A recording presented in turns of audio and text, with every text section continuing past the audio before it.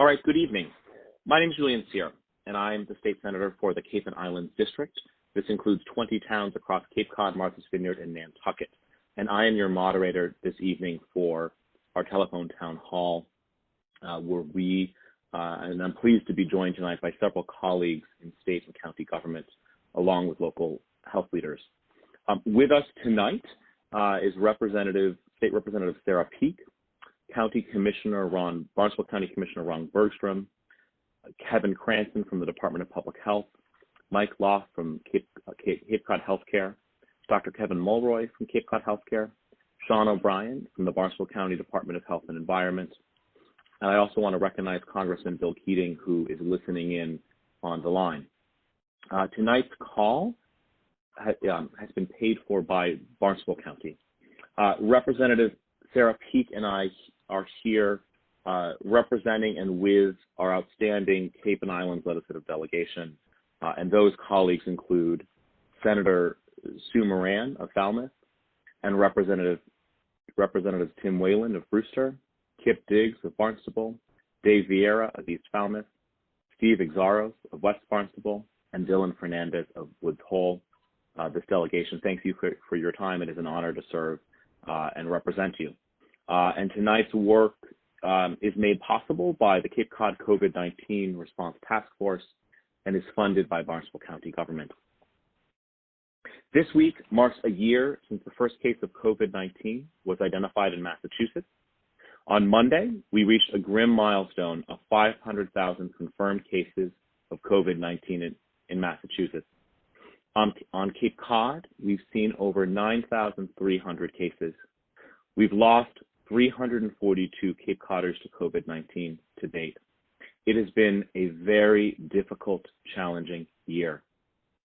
The COVID-19 vaccines are a medical miracle.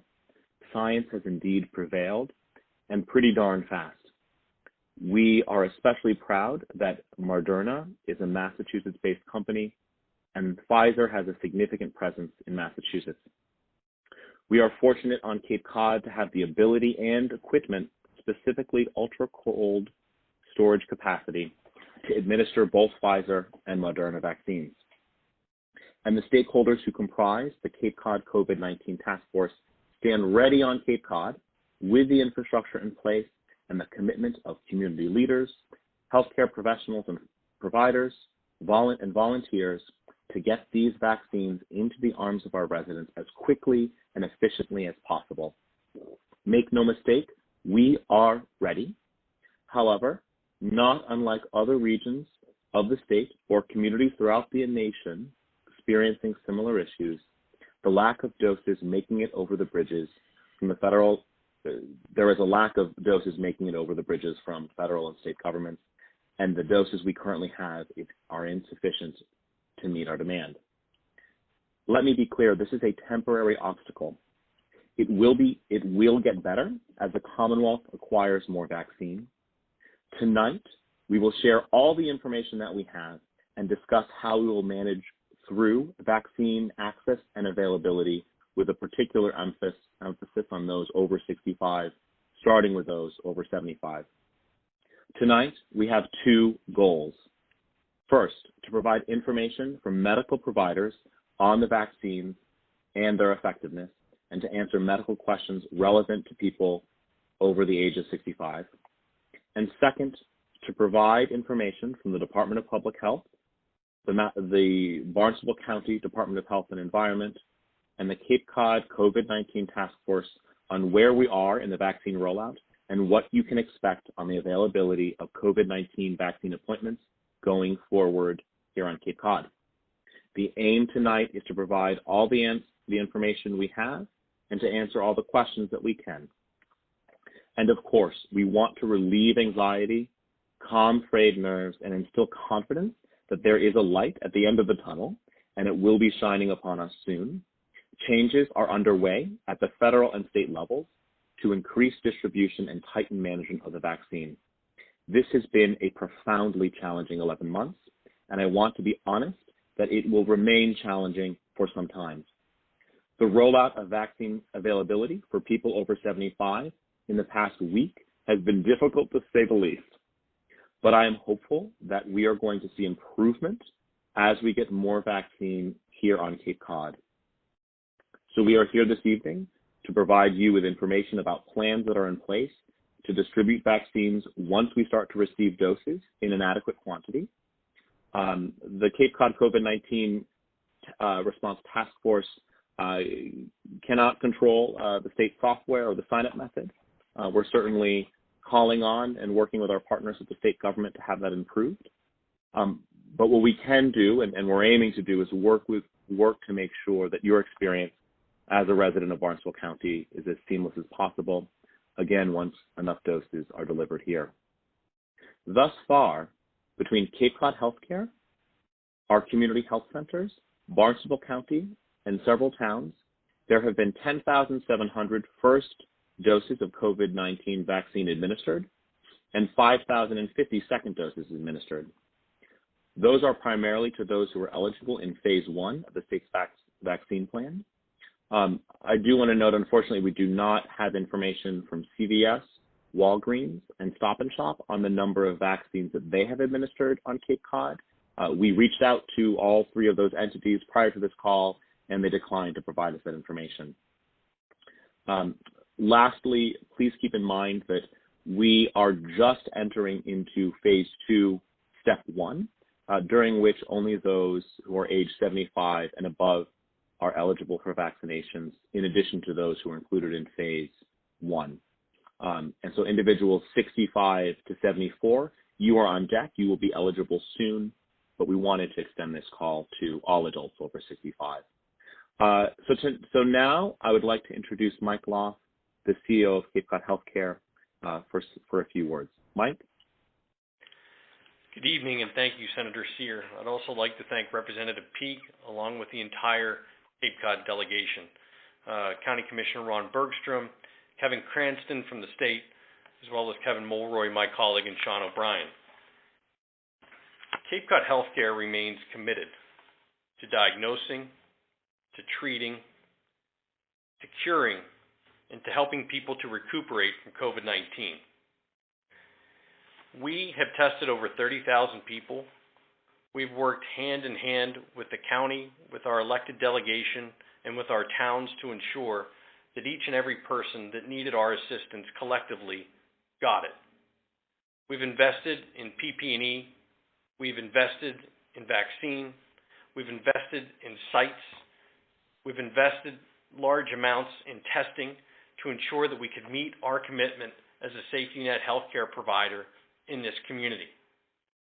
We were so fortunate in phase 1 to be identified by the Commonwealth of Massachusetts as healthcare workers to receive vaccine. Our healthcare workers signed up. They were excited and for the first time could honestly say they saw a light at the end of the tunnel. Over 75% of our workforce has been fully vaccinated, and there is a remaining 10% that is on deck to receive their second dose. We remain committed to assist the county, our towns, the delegation, and the Commonwealth of Massachusetts with anything they may need, from testing to vaccine delivery. We want to make sure that as Cape Codders, we are there for each other. We have now done over 7,000 first doses and 4,300 second doses. There's been much to say about the COVID-19 vaccination site at the Melody Tent for the first 3 days of this week. In concert with Barnstable County, our delegation in the Commonwealth of Massachusetts, we felt it was absolutely vital to get as much of our vaccine distributed.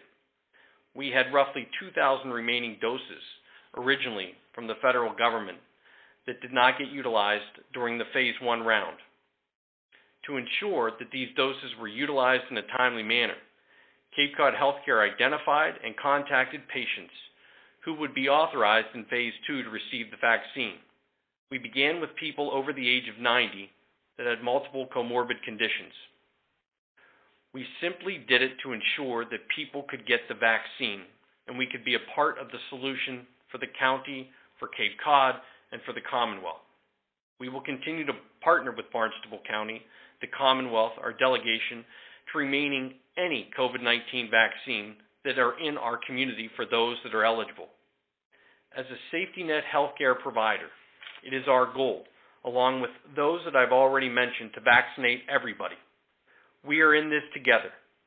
As we get more vaccine, as it becomes available to us, we will do whatever we can to vaccinate people. If we have remaining doses, we will pass them along. I would again like to thank the distinguished people on this call and for those of you in the audience for taking the time to listen. We pledge at Cape Cod Healthcare to continue to remain a part of the solution. Thank you, Senator Cyr. Thank you, Mike. Again, if you have a question for the speakers, just press 0 on your phone keypad now to be added to the queue, and we're going to try to answer as many questions as possible at the end of our presentation. I'd now like to introduce Dr. Kevin Mulroy, who is Senior Vice President and Chief Quality Officer for Cape Cod Healthcare. He is also a physician trained in internal medicine. Dr. Mulroy? Thank you, Senator Cyr, and welcome everybody tonight. It's a pleasure to be able to speak to you tonight. I've been asked to speak to you more about the clinical aspects of the vaccine from a physician's perspective, and I think probably the easiest way to do that is to just go over some of the questions that I get asked pretty much on a daily basis. The most common ones are what these vaccines are. There's a lot of confusion surrounding that, how safe and effective the vaccines are. People ask me point blank if they should get the vaccine, and they want to know what contraindications there are, who shouldn't get the vaccine, and what are we going to do about opening up society and relaxing precautions once we're all fully vaccinated. So I'm going to answer those one at a time, but I think the best place to start is by answering what the vaccines are. So we currently have 2 vaccines, the Moderna vaccine and the Pfizer vaccine. They use a very different type of technology than we've ever seen before. And it's something that you've probably heard of called messenger RNA or mRNA. And it takes a little bit of explaining. Most people know what DNA is. That's the code that tells cells how to make proteins. But mRNA can be thought of as an instruction sheet that goes from DNA to the cell's machinery to make proteins. So if you think about it, DNA is the architect, and mRNA is the blueprint. So these vaccines have essentially just the blueprint for proteins in them.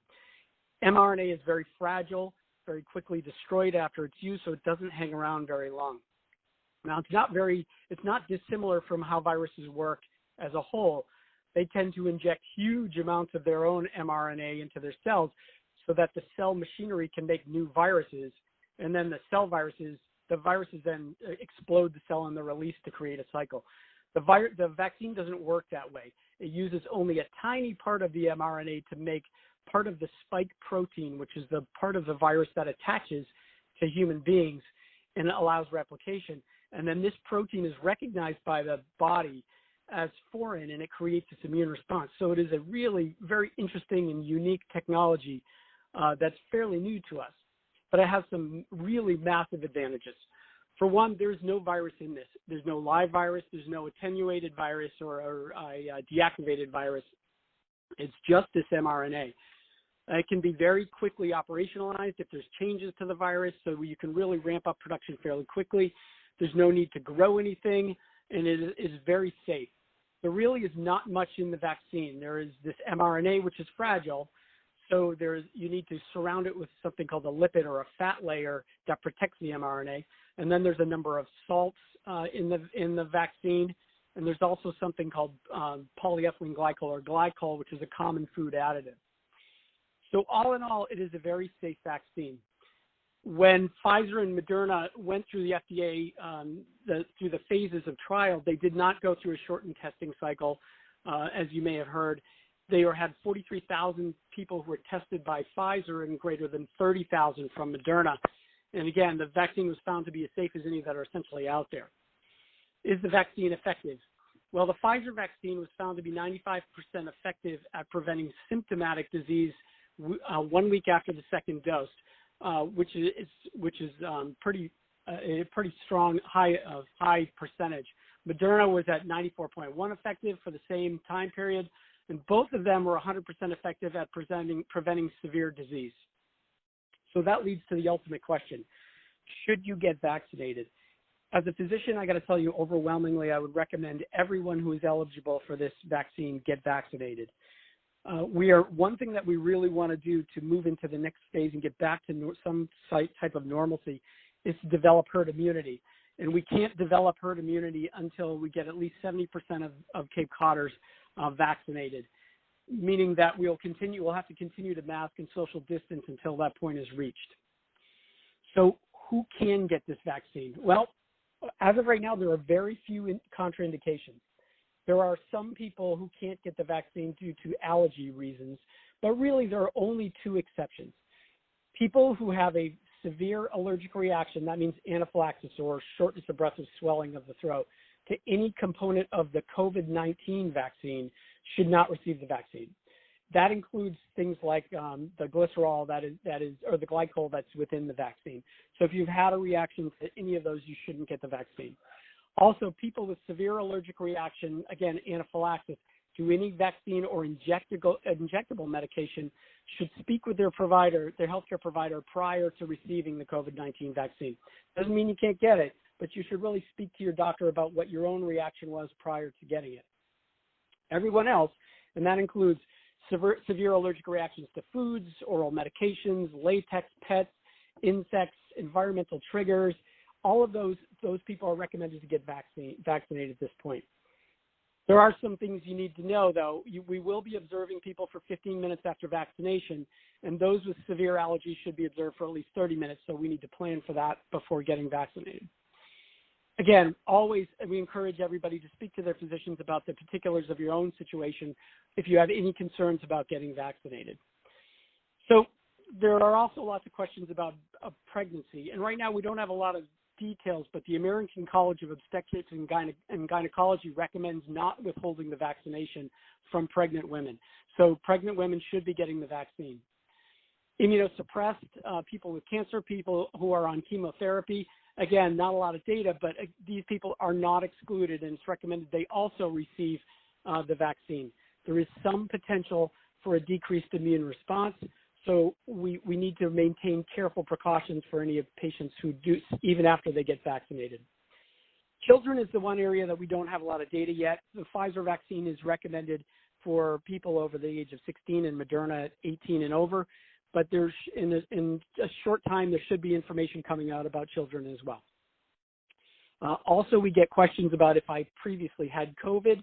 The antibodies from COVID are protected for a period of time, but the short answer would be if you had COVID disease, yes, you should still get the vaccine. If you recently, though, had COVID, however, you want to wait until 4 weeks after your symptom onset or from your positive test for dose 1. For dose 2, when you go to get dose 2, you wait until you're out of isolation. So I guess the last thing that's on most people's minds is when can I stop wearing the masks? When can we stop social distancing?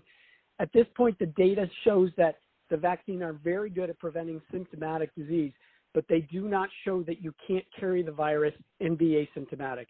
So that means, unfortunately, despite the fact that we have the vaccine, it does not mean that we can't still pass on the virus to other people who haven't been vaccinated. So what we really need to do is continue masking and social distancing and hand washing until herd immunity is achieved. Hopefully that'll occur sometime this summer or in the fall, depending on how many people actually get the vaccine. In the meantime, we need to be very careful about precautions, avoid large gatherings, maintain social distancing, all those things that we've really learned to do through this. Thank you very much, Senator Cyr, for the time. Thank you, Dr. Mulroy. I'd now like to introduce Kevin Cranston, Assistant Commissioner and Director of the Bureau of Infectious Disease and Laboratory Sciences from the Massachusetts Department of Public Health. Kevin is with us tonight on behalf of the Baker-Pluto administration. Thank you for being here, Kevin. Thank you so much, Senator Cyr, and thank you, everybody, for your time and attention today to this important issue.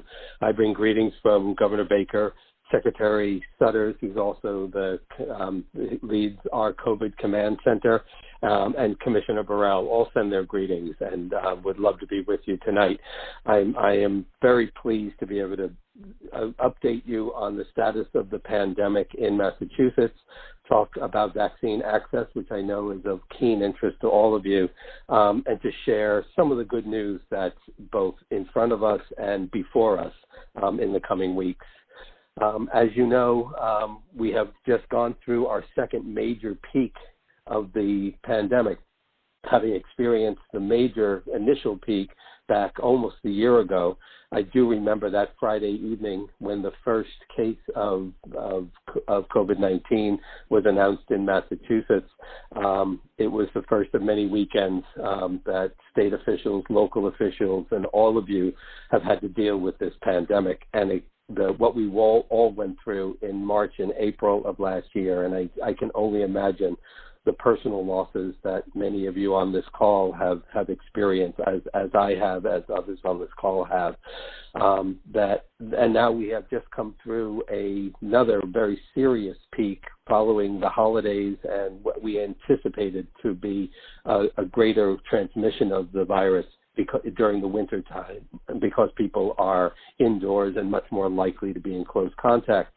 While I can't declare anything over, it is increasingly clear to us from the data that we are on the decline of this particular wave of the pandemic. I can't say there won't be others, but this is coinciding with the rollout of highly effective vaccines, and I appreciate Dr. Mulroy's very careful and thoughtful description of the current vaccine availability.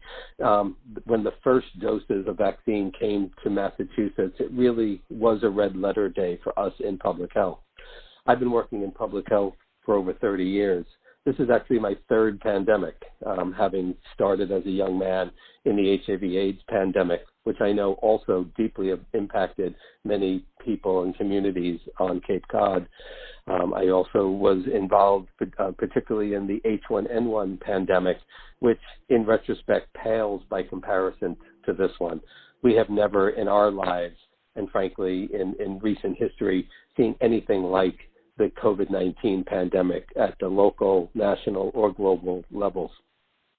As you know, the Baker administration asked Dr. Paul Bidinger from Mass General Brigham to convene an advisory group, of COVID-19 advisory group. And it was that advisory group that made the original recommendations for prioritizing populations for the rollout of the vaccine.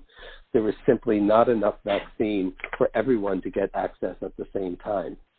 The advisory group prioritized the reduction of severe illness and death from COVID, the preservation of the healthcare infrastructure, the healthcare access that people need to stay well as promoting equity, health equity throughout the state in the rollout of this vaccine.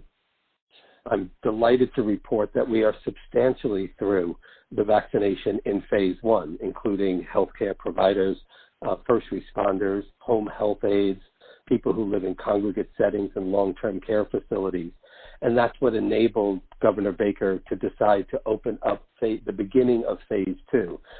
So we're in phase 2, group 1, which has created access in the past week for people 75 and up.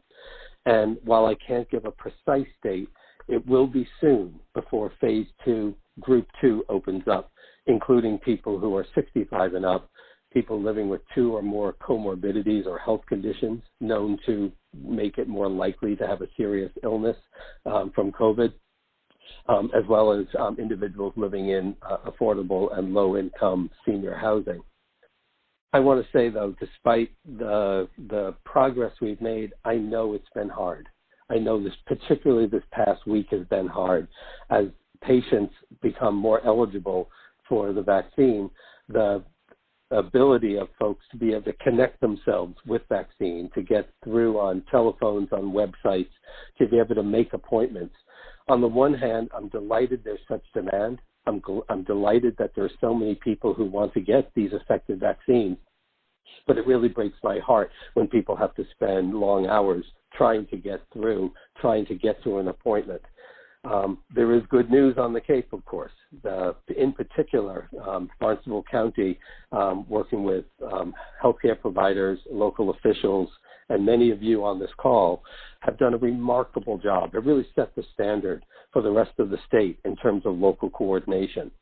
With public vaccination sites currently available in Orleans, Hyannis, and Falmouth, and more to come, with our great healthcare partners in Cape Cod Healthcare, an incredible coordination across local health departments and healthcare providers, you really have the best infrastructure in the state for moving forward and being able to create the access that I'm so glad all of you are looking forward to. You may have heard that Governor Baker will imminently be announcing some telephone support for individuals who may have more difficulty than others navigating websites or telephone, smartphone apps. And you should expect announcements of that telephone support that will help guide people with a live person through getting through to a vaccine, a scheduling of a vaccine. I want to say, I urge you, as Dr. Mulroy has also urged you, to consider getting this vaccine. It is a personal decision, and I know many of you have already made it. But for any of you out there who are still reticent or have a little lack of confidence about the vaccine, I want to say, and I'm way down on the list in terms of my eligibility, but the day I become eligible is the day I try to schedule my shot, and I urge you to do the same. This is the way out of this pandemic. But I'm also going to urge patience during this process. This has never been done before in the history of humanity, to move 2 doses of vaccine to what we are aiming for 80% of the population to be vaccinated by summertime. I am delighted to have an effective vaccine. I'm glad to have the 2 that we have in hand, and I'm very much looking forward to new formulations. We expect the Johnson & Johnson vaccine to be submitted for FDA approval as early as this week, which means if it's approved, it could be available as a 1-dose vaccine as early as March, and in much larger numbers. It may double the amount of vaccine coming into Massachusetts. We've seen much improved communication, coordination, and leadership in the new federal administration. And it's just my job to say to you, the vaccine is what's going to make you safe in the long run. The vaccine is going to make us all safer in the long run. And with some patience and coordination and trust, we'll all get through this together. Senator Cyr, thank you very much for inviting me. Thank you, Kevin. Appreciate your time. Before we hear from our next speaker, we have a question. If you are unable to get to the vaccination site itself and need a ride to your appointment, please press 1 on your phone now. Again, press 1 if you have no transportation options, you are homebound, you do not drive, or you do not have a friend or family member who can drive you to a vaccine appointment once you have the vaccine appointment scheduled. We want to contact you if you need a ride to your vaccine appointment once you are able to make a vaccine appointment. And also, if you have a question for our speakers, just press 0 on your phone keypad now to be added to the queue. We're going to try to answer as many questions as possible at the end. I'm now going to introduce Ron Bergstrom, who is from Chatham and is the chair of the Barnstable County Board of Regional Commissioners. Cape Cod is fortunate to have a robust county government that is unique in the Commonwealth, and our county government has repeatedly stepped up during this pandemic to help Cape Codders through this crisis. Barnstable County made tonight's call possible. I would like to turn it over to Ron. Okay, thank you, Senator. I want folks listening in tonight to know that since early last spring, Barnstable County has been reaching out to help all of our citizens get through this pandemic healthy, and we'll move on. In partnership with Cape Cod Healthcare, we've established and are operating COVID-19 testing sites throughout the Cape, many of which will be now switched over to locations to administer the COVID-19 vaccine on Cape Cod. Meanwhile, we have an economic crisis. A lot of people are out of work during the closures, and we've reached out to provide access to food, not only to those who are quarantined, but also to those who find themselves in need because they've lost employment or for other factors. If you need help, reach out to us. Our website is www.barnstablecounty.org. That's www.barnstablecounty.org. And our COVID-19 vaccine hotline is 774-330-3001. That's 774-330-3001. I'd also like to reach out, give a shout out to all the county staff and volunteers from the Cape Cod Medical Reserve Corps who have been working hard every day since early last spring to assist the residents of Barnstable County to get through this crisis. So thanks to them. And now I'll turn it over to the moderator, Senator Cyr. Thank you, Ron. I'd like to introduce Sean O'Brien, who is the director of the Barnstable County Department of Health and Environment. Sean is leading the establishment of several COVID-19 vaccine clinics that we are opening on Cape Cod. Sean, and doing tremendous work. I'm turning over to you, Sean. Great. Thank you, Senator. And thank you to all of our speakers, and especially thank you to all of you who called in this evening. I'm really happy to be able to share what we're doing and all that's going on with COVID here in Barnstable County. I'll start out by saying I know this has really been a difficult and frustrating week for many of you. To many of you or your family members who use the internet, I know you've spent hours trying to book appointments over the last week. It is our hope over the next several weeks we can get more vaccine here on the Cape so we can open up more appointments and get more of you vaccinated. As a reminder, everyone in phase 1 of the Massachusetts COVID-19 vaccine plan is eligible to get vaccinated. That includes all healthcare workers, residents, and staff in nursing homes, assisted living facilities, and other congregate care settings and group homes. All police officers, firefighters, EMTs, and correction officers have also been offered a vaccine. This past Monday, February 1st, any Massachusetts resident over 75 years old has become eligible to receive the vaccine. Right now in Massachusetts, we're getting approximately 85,000 to 100,000 doses of vaccine a week from the federal government, and that's for the entire state. And please remember, there are approximately 1 million people over the age of 75 in Massachusetts, all who need 2 doses of either the Pfizer or the Moderna vaccine. So we essentially need 2 million doses for all people over age 75 in Massachusetts. Another thing to remember is we are the oldest county in New England, and we are the 3rd oldest county by population in the country. So we have a lot of work to do here in Barnstable County. We're receiving approximately 975 doses of vaccine per week. Several Walgreens, CVS, and Stop and Shop locations on the Cape are also getting vaccine from the state. Vaccine received by Barnstable County will be going to set up vaccination clinics across Cape Cod in partnership with our 15 local boards of health for those 15 towns on the Cape. Some community health centers may also start receiving vaccine from the state in the coming weeks. They will be an important part of the solution for delivering vaccine. We have started holding vaccine clinics at the Cape Cod Fairgrounds in Falmouth and the Cape Cod Melody Tent. We will also soon start holding more vaccination clinics in Orleans, Eastham, and Provincetown, among other towns. We just need more vaccine from the state, which is what we have asked for. I'm sure many of you are wondering how you can book an appointment at one of our sites and find where the new sites are on Cape Cod as soon as they become available. You will be able to do that at mass.gov/COVID vaccine through the state's vaccine map. You can also do that from our website, barnstablecountyhealth.org.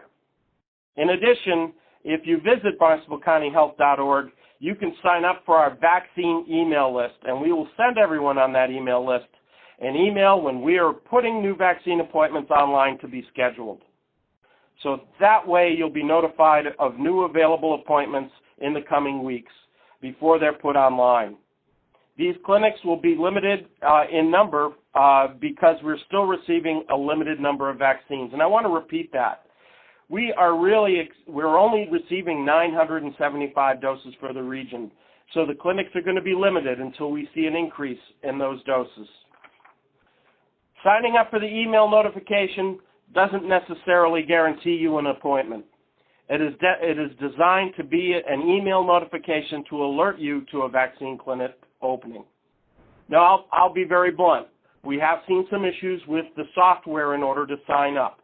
Probably one of the first ones we realized it has been difficult for our sites to be located on the map with the state, on the state site, the mass.gov site.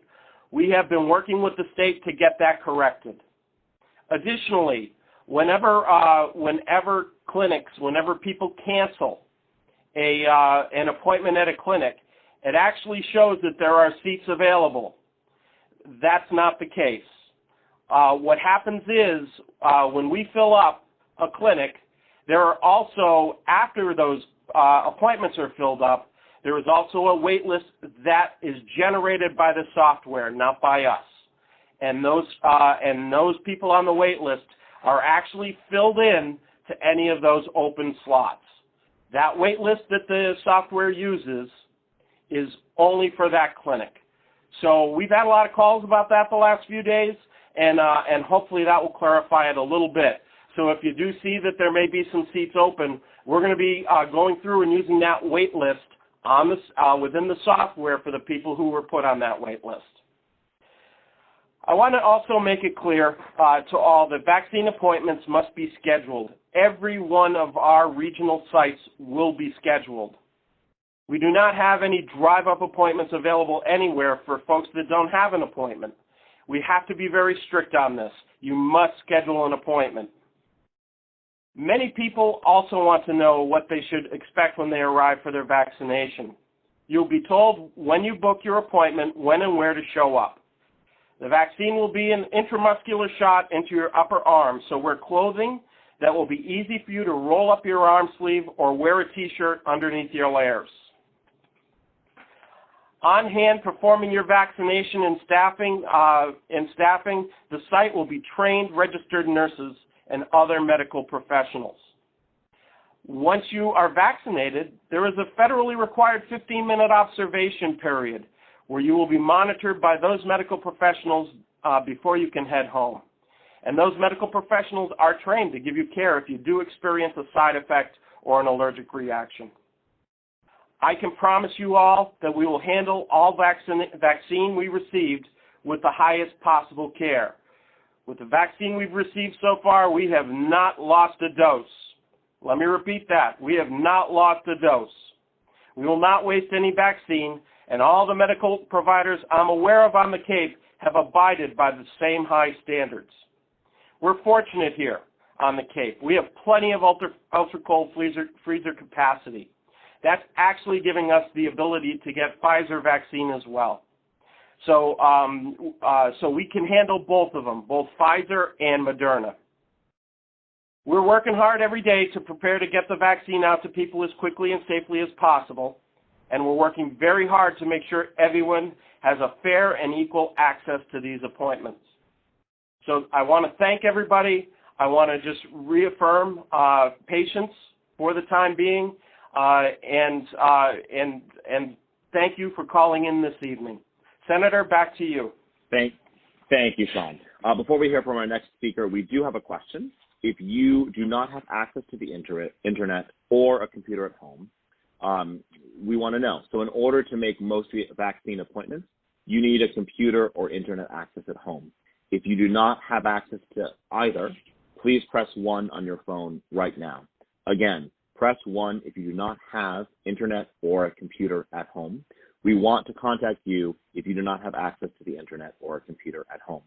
And again, if you have a question, just press 0 on your keypad to get in line to ask questions at the end.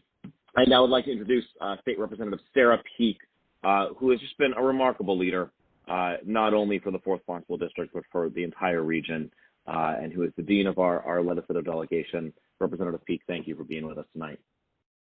Representative Peake, I'm turning it over to you.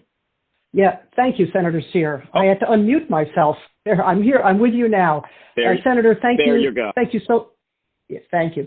Thanks so much for organizing this call. I also want to thank Barnstable County for footing what is a fairly hefty bill for this technology that allows us to talk to thousands of you this evening. And to the thousands who are on the call, I want to thank you for taking time to hear this briefing, and hopefully it's answering some of the questions that you have had and gives you some assurance that we're all trying to pull from the same oar here and do our best and get these vaccines into people's arms as quickly and as efficiently as possible. And then I know that many of you who are between the ages of 65 and 74, but not yet 75, are also eager to get vaccinated as soon as possible. But under the state's vaccine plan, for those of you between 65 and 74, you will be up next. As the senator put it, you are on deck. But obviously, it's going to take some time to vaccinate those who are 75 years old and above, for them to get their vaccine over the next month or so. And while I wish that the scheduling and logistics of vaccine distribution were left up to me, because believe me, I'd make some changes, but that's not the case, we can only move as fast as the state's allocation of vaccine doses allows us to move. So I'm asking all of you to please be patient as we go through this process. I also want to address something that has become a clear fault in the state's vaccine plan, but we heard earlier this evening from our great partner in government that this is being addressed. But the fact that there is currently, as of tonight, no state 1-800 phone number or hotline for people who are 75 years or older to use to book appointments to get a vaccine. Having an internet-only booking platform is clearly not working, and it's especially not working for seniors who may not have or may not regularly use a computer. So while this was a miss on the part of the administration, the governor has committed to unveiling a phone booking option later this week, and we are waiting for that information to be released. And I know I am certainly looking forward to this, as many of you are as well. Just as a reminder, we focused a lot on vaccinations tonight, but this pandemic is still raging. So the COVID-19 testing sites remain open through the great work of Cape Cod Healthcare, Outer Cape Health Services, and the Community Health Center of Cape Cod. These are no questions asked, no fee testing sites. So if you question whether you have been exposed, whether you're exhibiting symptoms, please go get a test. It is through testing that we are able to control the spread of this virus.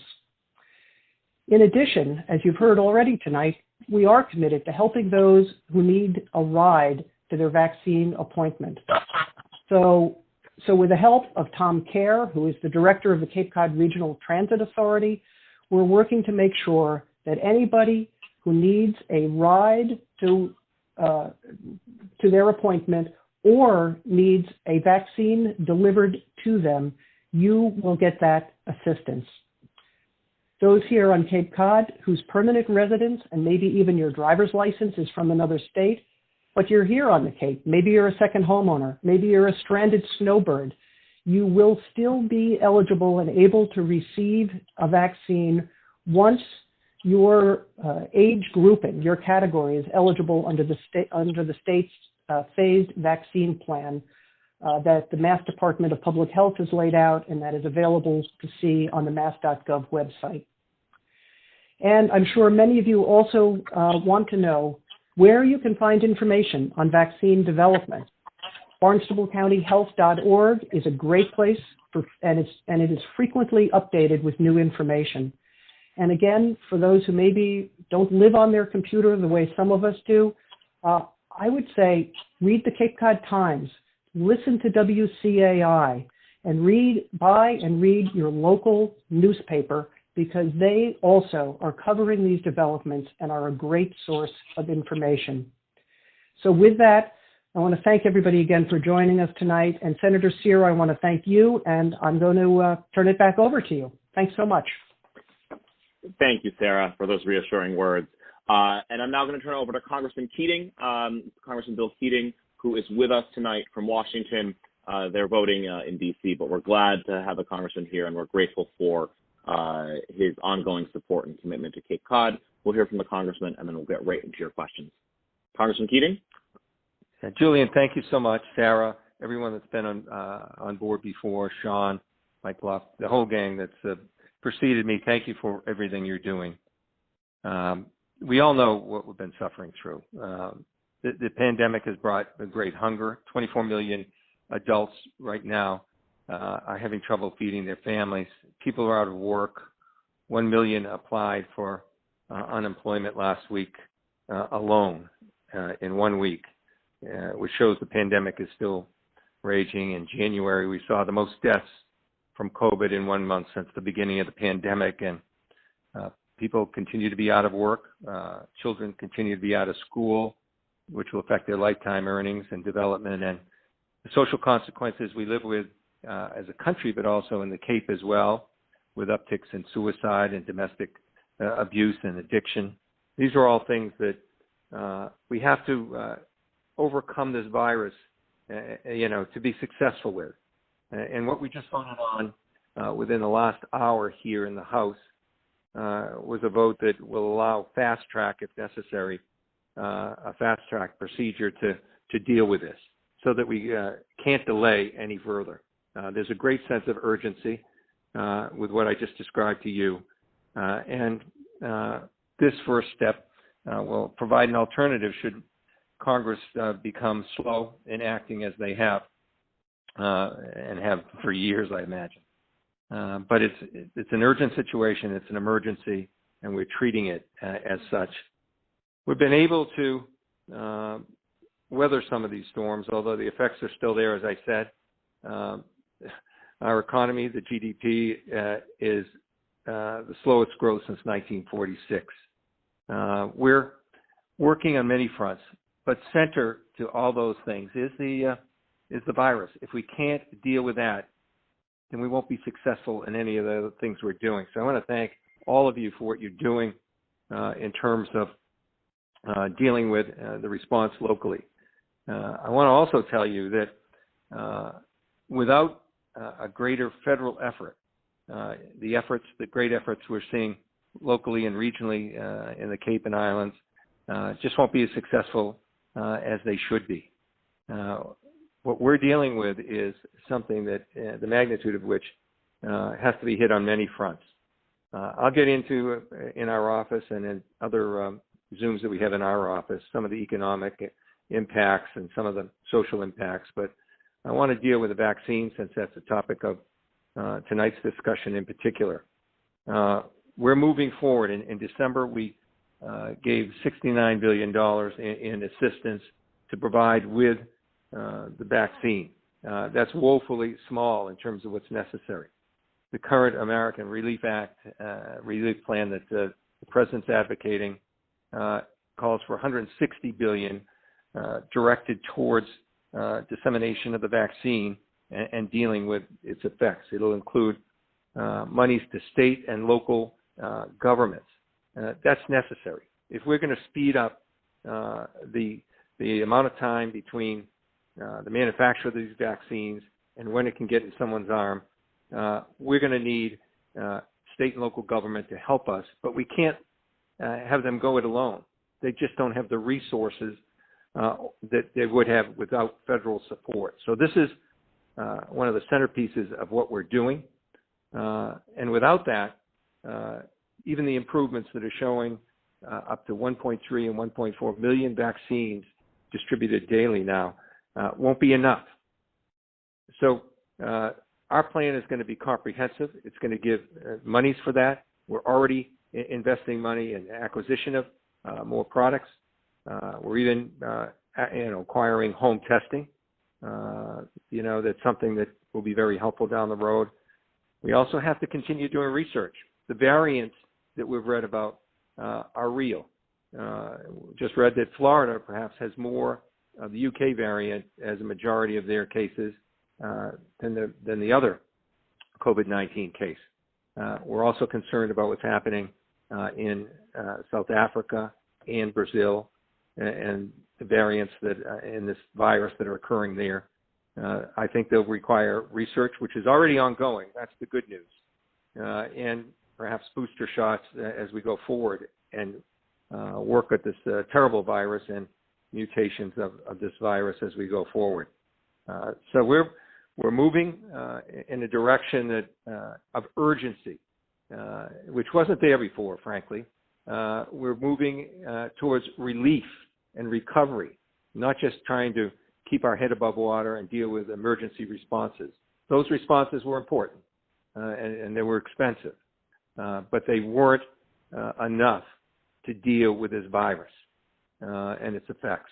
So we're fast-tracking a response, and I think we'll get early indications are we're getting great support from the American public, the Treasury Secretary, the chief economist at Moody's, the chairman of the Federal Reserve, even former President Trump's former economic advisor they're all on board of saying this is the scope of the response that we do need. So I wanted to give people that bit of information and hope. Look, I'm so grateful to the sacrifice of everyone, and I think that sacrifice of wearing masks and socially distancing it really shows in the rates in the Cape and the islands. And help is on the way in this regard.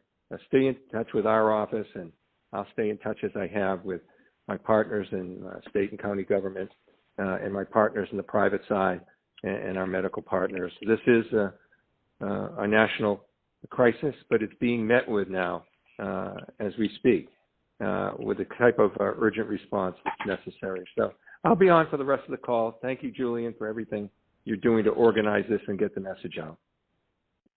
Thank you, Congressman. Really appreciate you making some time to join us tonight. So now we're going to get to some of your questions. I know the hour is late. We're going to ask that folks try to ask your questions succinctly, and we'll try to answer succinctly. And the first question is going to go to Dean Turner in Mashpee. And Dean has a question, and Dr. Kevin Mulroy, I think, will be the best person to answer it. Dean? Yes. I have recently completed the pre-vaccination questionnaire, and on it there were two questions that I had to answer affirmatively to. Yes, I'm taking a blood thinner, and yes, I'm just starting radiation for prostate cancer. The question I have is, since that's two conditions I have, should I be taking the vaccine, and does which one I take make any difference? Dean, that's a great question. So essentially, those are not contraindications to the vaccine. However, one of the things that we like to know is whether or not it may limit your immune response after you get the vaccine, meaning that you need to continue your precautions. But I would speak with your doctor directly about it. He may know more about your medical conditions than just I would know from those two things. But those things in themselves are not contraindications to getting the vaccine. Thank you, Dr. Mulroy. We're now going to go to Bash in Truro. And Bash in Truro has a question, and Sean O'Brien, I think you're going to be the best one to answer this question. Bash? Yes, nobody has mentioned Outer Cape in Provincetown or Outer Cape in Wellfleet. Are they going to be part of the system of giving vaccinations? It is my understanding that the community health centers will be receiving some vaccines. How much, what number, what amount at this point, I'm unclear of. But it sounds like that's going to be the case. I also want to take a moment also to just correct one thing that I had mentioned. When we were, and actually, Bash, it's going to be in your town. The Outer Cape Clinic is actually technically not in Provincetown. It is in Truro. So if anybody has any questions about the regional sites, please call our office here at the County Health Department. Thank you, Sean. And now we're now going to go to Paula Lichter in Falmouth, who has a question. And I think, Sean, I think you're also going to be the best person to answer this question. Paula? Hi, I'm 73, so at the bottom of phase 2. You've already answered my question that as a second home owner currently living on the Cape, I can get my vaccine here. If I sign up for email on barnstablecountyhealth.com, will I automatically be notified when it's my turn? And if not, what's the best alternative for me to get an appointment? And also, I'm just curious how many people are on this phone call. Well, the last question I won't be able to answer, but the first few I can. So the Barnstable County notification system, the email system, will not tell you when your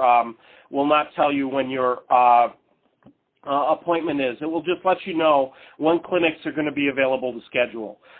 When you do go online and sign up using the state website, you will receive an email confirming where and when, and that you have an appointment at one of those sites.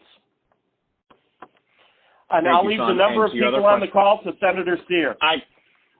So we've had over 13,000 people on our call with us this evening, and there's actually still over 9,000 people who are with us on this call. I'm told by the folks who are managing that this is an impressive number. We're now going to go to Jean Stone in Falmouth. Jean has a question, and actually I think, Sean, you're going to be the best person to answer this one, too. Okay. Hi. I wondered if there are any accommodations that are going to be made at the vaccination sites for people with disabilities who have trouble sitting or standing for, any short period of time. Well, for most of our sites, we're going to be drive-through sites. So it will be, these folks will be in cars, and we will make it work with administering the shot through the car window, if that helps. If there are any sites that we work on that are indoor sites, we'll make sure that they that they are in compliance with the Disabilities Act, the American Disabilities Act, so people are able to be there. But that's one of the reasons why we've looked at drive-throughs, is to be able to kind of allow people to sit and just kind of go through, and we bring the vaccine to them. Thanks, Sean. We're now going to go to Sue in Marston's Mill, Sue Barasak. And Kevin Cranston, I think you're going to be the best person to answer Sue's question. Sue? Hi, how are you? My question is, will primary care doctors have a supply of vaccine in their offices so that they can administer to their own patients? Thank you for the question, Sue. The answer is yes, and we are right in the midst this week of working through a number of hospitals which have already offered services to primary care physicians and practices through a depot model, basically ordering vaccine on their behalf and making smaller volumes of doses available initially so they could vaccinate their own staff in phase 1. Now that we're moving into phase 2, we're looking to adapt that model to and work with other healthcare systems to get vaccine supplies to primary care physicians and other physician practices to begin vaccinating their own patient panels. You should anticipate a very precise announcement about that in the next couple of days. We're now going to go to Bob in Forestdale. Bob has a question, and I think Kevin Cranston, Kevin and also Sean O'Brien will be the best persons to answer this question. Bob?